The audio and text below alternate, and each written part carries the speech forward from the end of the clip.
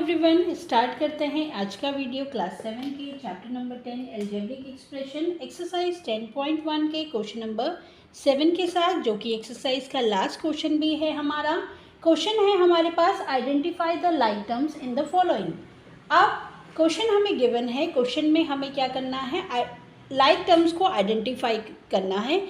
हमें काफ़ी सारी टर्म्स जो हैं क्वेश्चन में गिवन है, जैसे कि आप देख रहे हैं क्वेश्चन में हमें टर्म्स गिवन है, हमें लाइक टर्म्स को आइडेंटिफाई करना है। तो सबसे पहली जो टर्म है वो हमारे पास है -xy²। अब हम देखते हैं कि xy² में दूसरी या तीसरी, दो या दो से ज़्यादा भी लाइक टर्म्स हो सकती हैं क्वेश्चन में। तो अब हम देखते हैं क्वेश्चन में कि वेरिएबल और वेरिएबल्स की पावर कौन सी टर्म में सेम है, यानी कि xy²। हम न्यूमेरिकल कोफिशिएंट को नहीं देखेंगे, हम सिर्फ ये देखेंगे कि xy², ना ही हम प्लस या माइनस, ना ही हम साइन को देखेंगे, ना ही हम न्यूमेरिकल कोफिशिएंट को देखेंगे, हम सिर्फ देखेंगे xy²। अब हम देखते हैं कि xy² कौन सी टर्म में सेम है। तो ये हमें दिख रहा है 2xy²। तो एक लाइक टर्म्स हमारे पास हो गई 2xy²।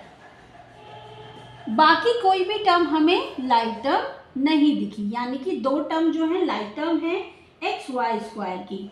नेक्स्ट जो टर्म हमारे पास है वो है -5yx²।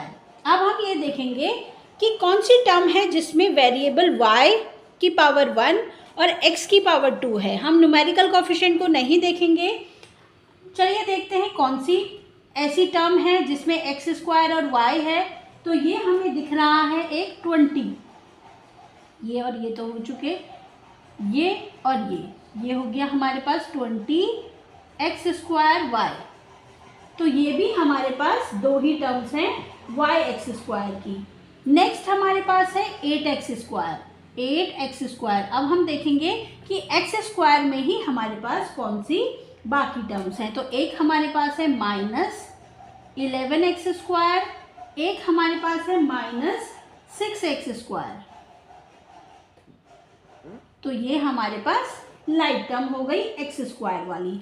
नेक्स्ट हमारे पास है 7y। अब हम देखेंगे वेरिएबल y किस में है। तो यहाँ पे हमारे पास एक है y सिर्फ। नेक्स्ट हमारे पास है -100x। अब हम देखेंगे x जो वेरिएबल है वो किस में है, बाकी वो है 3x में। तो ये हो गई हमारी like terms with the variable x। Next हमारे पास जो टर्म बची है वो बची है -11yx। अब हम देखेंगे yx बाकी किस और टर्म में हमारे पास है, तो वो है 2xy में। तो ये हो गया हमारे पास लाइक टर्म्स का।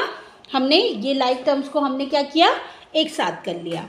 नेक्स्ट क्वेश्चन हमें गिवन है, इसमें भी हमें लाइक टर्म्स को एक साथ लिखना है। सबसे पहली टर्म हमारे पास है 10pq। अब हम देखेंगे कि pq किस और टर्म में हमारे पास है। तो एक है -7pq, और अगर हम देखें तो एक हमारे पास है 78pq। ये तीन टर्म्स जो हैं ये लाइक टर्म्स हैं। नेक्स्ट हम देखेंगे 7p। अब हम देखेंगे p वाली कौन सी टर्म हमारे पास और है। तो एक हमारे पास है 2405p। बाकी हमारे पास p वाली टर्म्स कोई भी नहीं है। नेक्स्ट टर्म हमारे पास है 8q।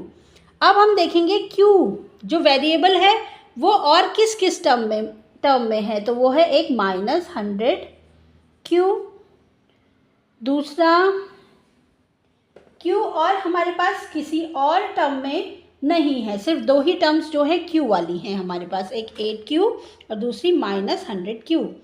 नेक्स्ट जो हमारे पास टर्म है वो है -p²q²। अब p²q² वाली टर्म देखें तो एक हमारे पास है 12q² p² और p²q² वाली भी हमारे पास दो ही टर्म है। नेक्स्ट अगर हम देखें हमारे पास है न्यूमेरिकल कोफिशिएंट 23। अब हम देखेंगे कि क्वेश्चन में कौन सी एक और न्यूमेरिकल टर्म हमारे पास है, वो है 41। तो ये हो गए आपस में लाइक टर्म्स। देन हमारे पास है -5p²। अब पी स्क्वायर वाली टर्म को देखते हैं, तो ये हो जाएगी दूसरी 701 पी स्क्वायर। ये दोनों ही आपस में लाइक टर्म्स हैं। अब हमारे पास बचा है 13 पी स्क्वायर क्यू, और इसी के जैसी एक और टर्म अगर हम देखें तो वो बची है हमारे पास क्यू पी स्क्वायर। तो ये हो गया हमारे पास, लाइक टर्म्स को हमने आइडेंटिफाई कर लिया और लाइक टर्म्स को हमने एक साथ लिख लिया। तो ये था हमारा एक्सरसाइज 10.1 का लास्ट क्वेश्चन। आज की इस वीडियो में इतना ही। नेक्स्ट वीडियो में हम डिस्कस करेंगे एक्सरसाइज 10.2 को। Thanks for watching.